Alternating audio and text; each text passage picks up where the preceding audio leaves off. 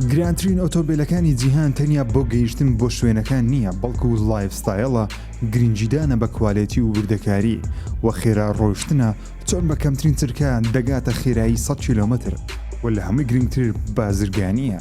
ئەو کەسەی ئۆتۆمبیلێکی وا گران بەها دەکرێت بازرگانی پێدەکات، چونکە ئەم ئۆتۆمبیلانە وەکو ئۆتۆمبیلی یاسایی نرخیان دانابەزێ، بەڵکو بە پێچەوانەوە لەگەڵ کۆنبوونیان نرخیان گرانتر دەبێت، چونکە کۆمپانیاکان ژمارەیەکی دیارکرا و لەم ئۆتۆمبیلانە دروست دەکەن. ئیدی لە جیهاندا لەوانەیە 10 بۆ 20 دانە هەبن، لە دوای 10 ساڵێک دەستکەوتنیان ئەستەم دەبێ و بە ملیۆنان دلار دەفرۆشرێن. دا لە گرانترین ئۆتۆمبیلەکانی ئێستای جیهان. لە پلەی دەیەم زێنڤۆ ST1 نرخی ئەم ئۆتۆمبیلە ئێستا لە بازاڕەکان $1,200,000 بە ئۆتۆمبیلە شێوە ئاژەڵدێکە دەناسرێت. لە دانیمارک ئۆتۆمبیلەکە بەستراوە. کۆمپانیای زێنڤۆ هێزێکی زۆری بە ئۆتۆمبیلە داوە، مەچینەیەکی 6.8 لیتری 8 پستۆنی تۆربۆی هەیە. ئۆتۆمبیلەکە دەتوانێت هێزی 1104 ئەسب بەرهەم بێنێ کە هێزێکی زۆرە. نمونە ئۆتۆمبیلێکی بەناوبانجی وەکو تۆیۆتا کامیری SE لەتوانێتدا هێزی 203 ئەسب بەرهەم بێنێ، بەڵام زێنڤۆ دەتوانێت هێزی 1104 ئەسب دروست بکە. ئەم ئۆتۆمبیلە دەتوانێت لە 0 بۆ 100 کیلۆمەتر بە 2.9 چرکە ببڕێ. لە پلەی نۆیەم فێراری لا فێراری چەندانە ئۆتۆمبیلێک لەسەر شەقامەکانی سەرزەوی وەکو لا فێراری دەتوانن خێرا بڕۆن کاتێک شێوەیەکی زۆر ناوازەشیان هەبێ. ئەم ئۆتۆمبیلە نرخی لە نێوان $1,400,000 مەچینەیەکی 6.3 لیتری 12 پستۆنی هەیە، دەتوانێت بە 3 چرکە بگاتە خێرایی 100 کیلۆمەتر لە کاتژمێرێک و دەتوانێت هێزی 949 ئەسب بەرهەم بهێنێ. لە پلەی هەشتەم پەگانی وایرا. پەگانی وایرا نمونەی ئۆتۆمبیلێکی گرانبەهای ئیتاڵیە، شێوەیەکی خەیاڵی هەیە، نرخەکەی لە نێوان $1,400,000. وایرا بە دەرگایە باڵەکانی بەناوبانگە. مەچینەکەی لەلایەن کۆمپانیای AMG مەرسەیدسەوە بۆ دروست دەکرێت. خاوەنی 6 لیتری 12 پستۆنە، هێزی 620 SP هەیە و دەتوانێت لە 0 بۆ 100 کیلۆمەتر بە 2.9 چرکە ببڕێت.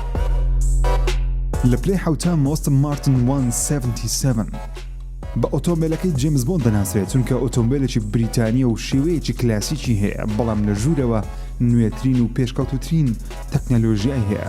بە ئۆتۆمبیلی هەسارەیەکی دیکە دەچێت. نرخی ئەم ئاستن مارتن 177 $1.4 ملیۆن. مەچینەکەی 12 پستۆنی 7.3 لیترە، هێزی 750 SP هەیە و دەتوانێت 0 بۆ 100 کیلۆمەتر بە 3.5 چرکە ببڕێت.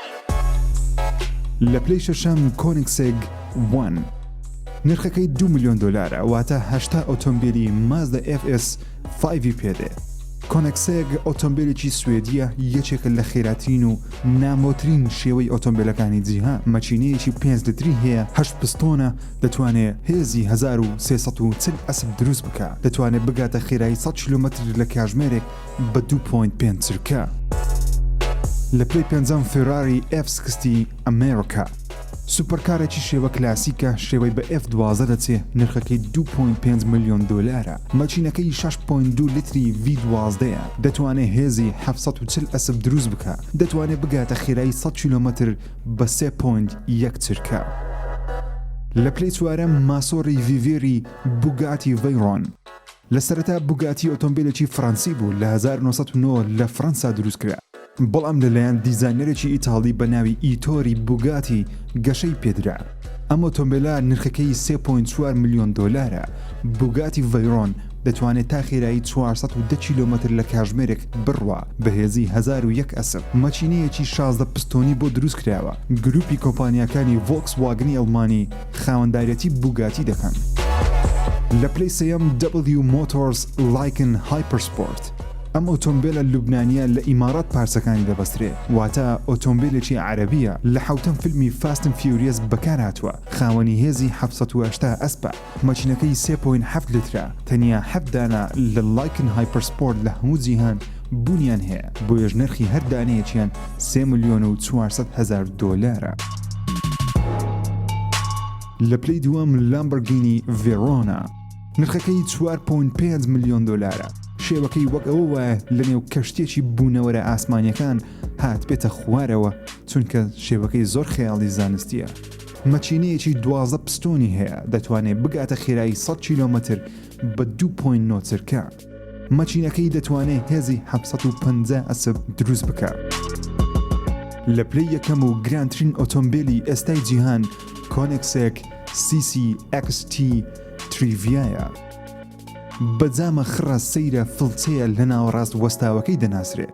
مەچینەکەی 4.8 لتری V8 دەتوانێت هێزی 1400 ئەسب بەرهەم بێنێت. هۆکاری گرانیەکەی لەوەدایە لە مێژوودا تا ئێستا 3 دانە لەم ئۆتۆمبیلە دروست کراون و لە جیهاندا ئێستا هەن.